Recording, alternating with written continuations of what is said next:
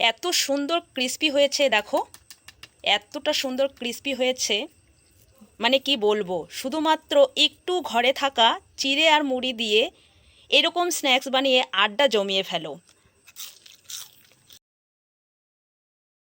সন্ধ্যের আড্ডা জমিয়ে ফেলার চটপটি রেসিপিটির জন্য আমি এখানে একটা বড় বাটি দিয়ে এক বাটি মুড়ি নিয়েছি।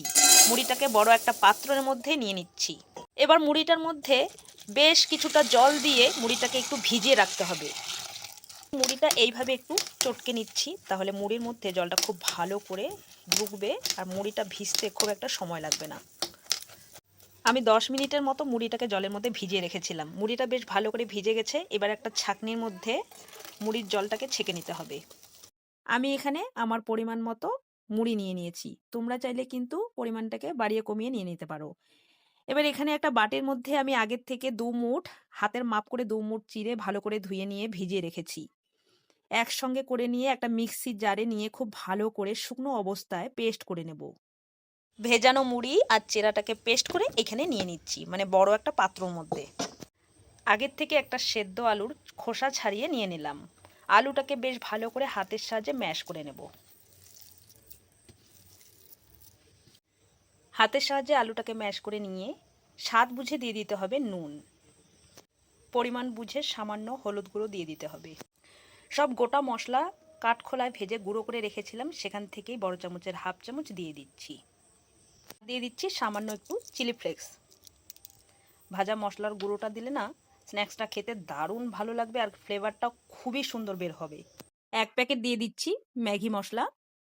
ম্যাগি মশলাটা অবশ্যই দেওয়ার চেষ্টা করবে বন্ধুরা, খেতে দুর্দান্ত লাগে। এবার দিয়ে দিচ্ছি ধনেপাতা কুচি। যা যা দেওয়ার ছিল সব উপকরণ দিয়ে খুব ভালো করে মেখে নেব। মেখে একটা ডো রেডি করে নেব। ঠিক যেমন আমরা রুটি বানানোর জন্য একটা ডো বানিয়ে নিই, ঠিক সেইভাবে করে একটা ডো বানিয়ে নেব।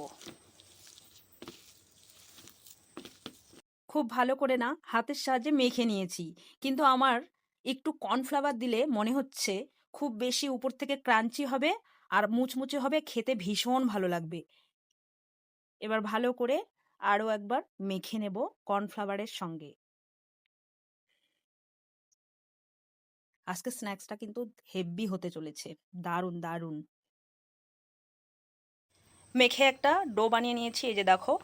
ঠিক যেমন আমরা রুটি বানানোর জন্য একটা ডো রেডি করে নিই, ঠিক ওইভাবে করে ডোটা বানিয়ে নিতে হবে। তারপর একটু সাদা তেল উপর দিয়ে দিয়ে দিতে হবে।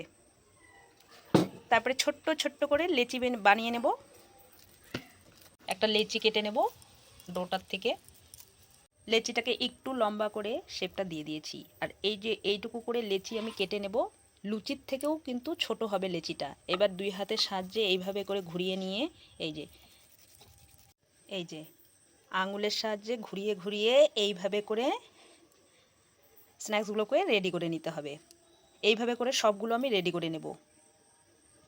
এই দেখো কত সুন্দর কুরকুরেগুলোকে রেডি করে নিয়েছি। আর থালায় রাখার আগে আমি কিন্তু সাদা তেল থালাটার মধ্যে মেখে রেখেছি, নইলে কিন্তু কুরকুরেগুলো উঠতে চাইবে না। এক এক করে সবগুলো রেডি করে নিলাম।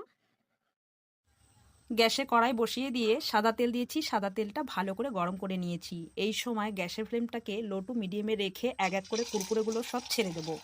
একবারে সবগুলো ভেজে নেব না, 2 থেকে 3 ধাপে আমি ভেজে নেব। একটু হাতে সময় নিয়ে ভাজবো। কুরকুরেগুলো গরম তেলে ছাড়ার পর আমি কিন্তু 3-4 মিনিটের মতো একদম হাত দিইনি, মানে কোনো কিছুর একদম ছোঁয়া লাগাইনি। এবার একটা ছুরির সাহায্যে এইভাবে করে আলতো হাতে এরকম করে কুরকুরেগুলোকে একটার থেকে আরেকটা ছাড়িয়ে নিতে হবে।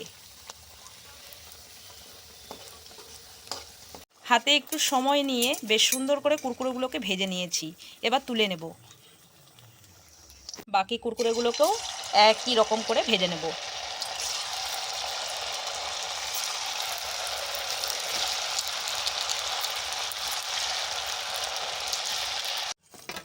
আর একটা ব্যাচ আমি ভেজে নিলাম। আর একটা ব্যাচ ভাজলেই হয়ে যাবে। 3 ধাপে ভেজে নিচ্ছি। 3 ধাপে কুরকুরেগুলোকে ভেজে নিয়েছি।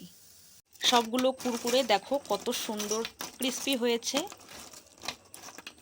আওয়াজ শুনে নিশ্চয়ই তোমরা বুঝতেই পারছো। চলো এবার একটা প্লেটের মধ্যে সাজিয়ে পরিবেশন করে নেব। দেখতে যেন সুন্দর লাগে তাই একটা প্লেটের মধ্যে আমি কলার পাতা নিয়ে নিয়েছি। এই কলার পাতাটার মধ্যে কুরকুরেগুলোকে বেশ সুন্দর করে সাজিয়ে নিতে হবে।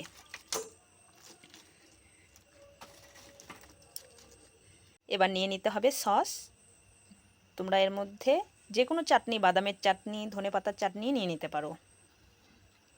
এত সুন্দর ক্রিস্পি হয়েছে দেখো, এতটা সুন্দর ক্রিস্পি হয়েছে মানে কি বলবো। শুধুমাত্র একটু ঘরে থাকা চিড়ে আর মুড়ি দিয়ে এরকম স্ন্যাক্স বানিয়ে আড্ডা জমিয়ে ফেলো।